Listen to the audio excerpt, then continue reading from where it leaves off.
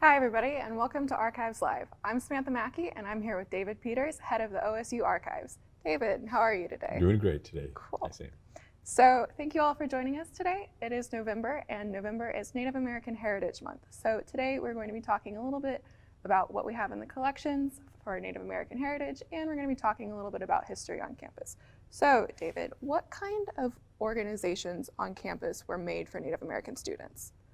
So let me give you a little background. So when the college is first created, it's the college for the Oklahoma Territory. So that actually only represents the western half of the state, becoming the state of Oklahoma. So there are very few Native Americans who are attending school here. We know there are a few. Clarence McElroy was in the class of 1906, and he had some Native American heritage. But there were really very few students with that background, because most of the students from the Indian Territory weren't a part of our mandate as a part of the territorial school. But with statehood in 1907, then we begin to attract more students from across the whole state. By 1930, it's estimated we had roughly about 100 Native American students. Now, that varied depending upon whether you took into consideration the percentages, so like 1/4, 1/8, 1/16, 1/32. It even went out to 1/64 for some students. But by 1930, a club is formed called, I think it's Tapila. I may be butchering the name, but it was a Native American word for cooperation. And it was made up of students, faculty, and staff who came together. They usually had about 30 people in attendance. But they began a process of bringing Native American students together. By 1938, they renamed themselves the Itanata, I think, something close to that, which meant Council of Red Men. And then by 1972, it becomes the Native American Student Association that we know today as NASA. So those are kind of the three iterations of the naming of the Native American club or organization. And initially, it represented all tribes that were from the students attending. I believe in the 30s. Most of the students, of course, were Cherokee, Choctaw, Seminole, but there were Comanche, Cheyenne, Kiowa. So it represented a number of different groups. With about 100 students in the early 30s, that would have represented about 2.5% of the student body at that time. So it's a small but significant part of the student body. By 1935, though, it dips down quite a bit. I think it's only about 10 students. So this is after the Depression has begun. But also there's fewer students on campus overall. But by 1935, it's less than 1% of the student population. Those numbers, of course, reverse after World War II, and they go back up again. But there has been, since 1930, a Native American student organization on campus. Okay, and so what kind of events does this organization put on? So initially they were organized to provide lectures, and so they would have Native American speakers come in and talk during lyceum classes or seminars. But they also sponsored, they had an Indian princess contest beginning in 1930. Early on they also had what they called the chief, so kind of the most popular Indian student on campus. Oftentimes the Native American princess competition, the winner would be announced during the annual football game with the Haskell Institute. The Haskell Institute was a school in Lawrence, Kansas that was set up for Native American students, and they would come down and play football with the OAMC football team. And so at halftime of that event, they would announce the Native American princess. Oftentimes there were dancers and songs, more of a Native American halftime activity. And so those were early on some of the more popular things that went on. By the late 30s, early 40s, they began sponsoring an annual powwow.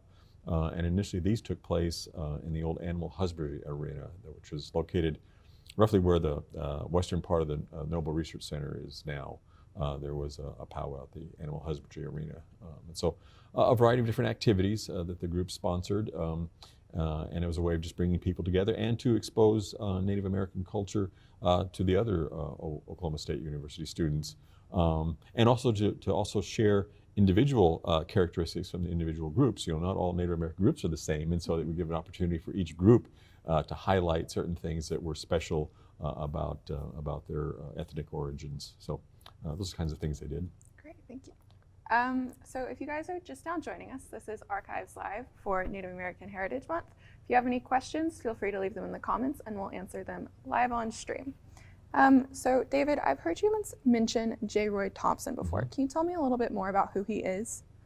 So Mr. Thompson was actually born in Washington, D.C., but his family relocated to Lawton, Oklahoma when he was a young man. His mother's health was not well, and they recommended moving to the Southwest. She ultimately died when they were in Southwest Oklahoma. His father remarried. But his father had worked for Senator Thomas Gore in Washington, D.C., and so after his mother's passing, the family was going back and forth kind of between Washington, D.C. and Oklahoma, and that's where Senator Gore was representing the state at that time. But in 1933, I think he graduated from Oklahoma A&M College. He was a business major, and then within a few years was hired by Senator Gore to work for him in Washington, D.C. I'm kind of telling you a little more of the background that you're probably interested in, but anyway, so Mr. Thompson actually did dictation for Senator Gore, and for those who don't know, Senator Gore was blind. And so Thompson would read newspapers for Senator Gore, take dictation, engage in correspondence for him, but really assisted as a personal secretary to Senator Thomas Gore. During this time, then J. Roy Thompson goes to law school. And so by the late 30s, early 40s, maybe 41, he graduates law school at, I think it was Georgetown. And at the same time, 1938, Thomas Gore is hired by the Kiowa, Comanche, and Apache to help them litigate a land dispute they had. So at one time, those three groups had extensive land holdings in western United States, and their territories had been diminished quite considerably over time, and they felt that some of the some of the treaty stipulations had been broken by the U.S. government, and so they hired Thomas Gore to take care of this treaty clarifications and hopefully get reimbursed for some of their losses. Well, over time, Senator Gore passes away, and the gentleman who had worked with Senator Gore, I think his name was Webb, passed away. And each time they would pass, they would then turn over their interest in this lawsuit to Mr. Thompson. And so the lawsuit starts in 1938. It's not resolved until 1968. So he works on this lawsuit for over 30 years. And he was very generous to donate all of those records then to the OSU archive. And so we have this long, protracted arrangement that he makes with the federal government then. And at the time, I think it was one of the largest settlements of monies returned to Native American groups from the U.S. government, and became involved with a number of other activities with the Native American tribes and groups. But it's an interesting case, and the length of the case is just amazing. Anyway, so we have those materials from J. Roy Thompson. Cool. Once again, welcome everybody to Archives Live if you're just now tuning in. If you have any questions about Native American Heritage Month and Native American organizations and history on campus, feel free to leave them in the comments and we'll read them and answer them live on stream. David, somebody else that I've heard you mention a lot is Angie DeBow. Can you tell us a little bit more about her work and her collection? So Angie DeBow was born in Kansas, but then came with her family during the territorial period and settled in Marshall, Oklahoma, which is about 35, 40 miles west of Stillwater. She is unable to graduate from high school because there was no high school in Marshall when she was that age. So she doesn't graduate from high school until she's 23 years old. She then immediately goes on to college at the University of Oklahoma, gets a bachelor's degree there, then goes to the University of Chicago for a master's degree, then comes back to the University of Oklahoma to get her PhD. So she's an early successful PhD candidate and a woman. And she did a variety of other things during this time period. But she was really one of the first historians to do what they now refer to as ethnohistory, but looking at Native American history and really Oklahoma history in many regards from a Native American perspective, to include all parties in how we perceive the story to be told. And her motto was to discover the truth and publish it. And so she did that with the Native American tribes, and looking especially at how their lands had been taken from them, or their mineral rights taken from them. And she really exposed a lot of the duplicitous activities that had been perpetrated on them. Produced a number of different books. Her book, And Still the Waters Run, was probably the most controversial, because actually she named names of Oklahoma politicians who had been engaged in these activities to deprive Native Americans of some of their land and mineral rights. But she was very active in her community, but she eventually, I think, produced 9 books, co-authored a couple more books, edited some other books, so quite prolific in her output. But she never graduated. She never got a degree from Oklahoma State University. But President Bennett had offered her a position at the university, and it was really her first stable position that she had. And she was, I think, in her 50s or 60s, maybe 50s, by the time she was offered that position. So it really provided some stability for her. And it was flexible. She was the curator, in fact, maybe our first curator of the maps for the library. But she was allowed to work 9 months during the year, during the school term, and then have her summers off to research, which she really enjoyed doing. So gave her the flexibility plus security of a job. And so when she completed her estate, and her wishes were to provide her collection, her research materials, her books, a lot of her things relating to her scholarship. She willed those to Oklahoma State University, including the revenue from the continued sales of her books. And so she was very generous to us. She's a remarkable woman. We currently have an exhibit, if people are interested, on the second floor of the library. There's actually 3 exhibits. One describes her kind of a timeline of her life from growing up and her work. A second exhibit is on her scholarship and the awards she received. And then a third exhibit kind of focuses on her last major book, was Geronimo. And so we have those books that honor Angie. But she has a number of photographs and other items that are part of her collection. And we actually have been forgetting to show some of those images. I don't know if we have time right now to look at some of those real quick. Yeah. So let's look at some pictures. This first image is actually from one of the Native American club-sponsored Indian princesses. So that was one of the early Indian princesses. This gentleman, I think it's Chief Loco. It's just one of the pictures that Angie had collected for use in her books. And then these is a skin with a drawing and art on it. I think it was probably given to her as a present. This is the Emperor of Ethiopia, Haile Selassie, receiving a gift from Acer Blue Eagle. Acer Blue Eagle was a fairly renowned artist, and Acer was known for providing these gifts to dignitaries. Governors, as they were elected, would receive a gift from Acer, and dignitaries such as Haile Selassie.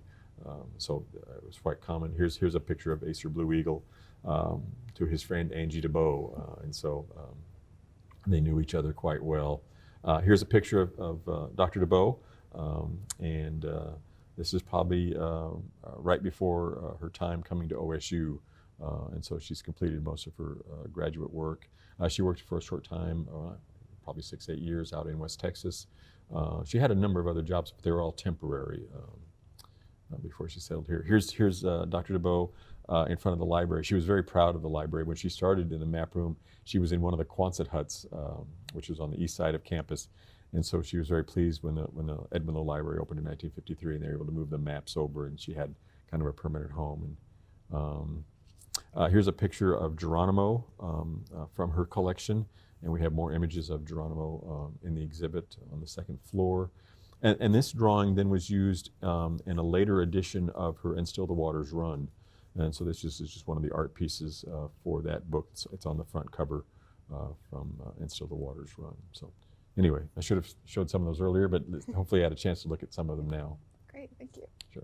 Once again, this is Archives Live for Native American Heritage Month. If you have any questions, feel free to leave them in the comments and we will answer them live on stream. We have a question here from Bill, who asked, How did the OSU Center for Sovereign Nations get its start? That's a good question, Bill. I am not sure. I know they had some support from one or more of the recognized tribes in Oklahoma. I'll have to find out more about that. But they've been active on campus for at least, 3, maybe 4 years now. And I know they've really been trying to highlight Native American issues and bring students together. So we will try to find out more about that and let you know, Bill. Thanks for the question. And then Anthony has asked, you've shared some great photos. Where can people go to see others? So if they come to the archives, we're on the second floor, the east end of the library, east side of that floor. We have images there. Many of our images have been scanned and digitized, and you can look through those. Some of the other images have not been, but then we have a large number of images that have been scanned and digitized and are available on our Content DM site. And so there they can go to our digital archives and select either the DeBow collection, which has been digitized, or other images that have been made available on that site. We've also worked on a project recently, I might mention, with the Chilocco alumni from the Chilocco Agricultural School, which was also a school set aside for training Native American young people, mostly in agricultural pursuits, but other activities too. But we've been working with their alumni this last 3 or 4 years. This started with an emphasis from our oral history program, trying to capture stories from these alumni, and especially those who engaged in military activities. Many of their alumni have been involved in the military. But we were involved as the archive about 1.5 years, 2 years ago, beginning to help them digitize and capture some of the documents and records they have from the Alumni Association. And so those records have been digitized, and those also should be available fairly soon. But it kind of highlights Native American activities at the Chilocco Agricultural School. So a lot of different places. Please check with us in the archives, and we'll help direct them to possible images that they are wanting. Okay, great. Right. One last question before we go. Who were some of the notable figures in OSU's history who had Native American heritage? So I mentioned Clarence McElroy early on. He was a graduate in the class of 1906, so this is still the territorial period. But he was he may have been our first identified Native American student, at least we know Clarence. But then Clarence went on to get his doctor of veterinary medicine elsewhere, and then came back here and was active working with Lowry Lehman Lewis in veterinary medicine, and was the head of, there was a department of veterinary medicine for a while. I think there was even a school for a while. But then when the College of Veterinary Medicine was created in, I believe it's the late 40s, I'm sure someone will correct me if I'm wrong, but by the late 40s. But Dr. McElroy was the first dean of that college. And so he had an extended career here, was always active in our Alumni Association. And then his work is, of course, as Dean of Students and then Dean of the Med School. So Clarence McElroy is one. Vivia Locke, who was in our theater department for a number of years, was apparently the inspiration for a number of actors who have gone on to bigger and better things. But Vivia Locke in our theater department. Albert Exendine, Mr. Exendine, was an All-American football player from the Carlisle Indian School in Pennsylvania. He came here to coach for our football team. I think he started off coaching the backfield and ended up being a head coach for a year or two at Oklahoma A&M. So Albert Exendine. Allie Reynolds. Allie Reynolds was kind of an all-sports athlete. He played football, baseball. I think he played everything. He went on then to be, I think he played for Cleveland for a while. And then he was best known for playing for the New York Yankees baseball team. And so, and our existing baseball field is named for Allie Reynolds. And of course, our new field will have a different name. But so those are just a few examples of individuals who were either students and or staff and faculty here at the college who were of Native American heritage. Great. Well, David, thank you for chatting with me.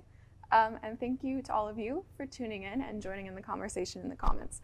If you like this video, please feel free to share it on your own Facebook page. You can also check out the Archives Facebook page for more posts and more information. You can also check out all of the videos on OkState TV and the Archives YouTube page.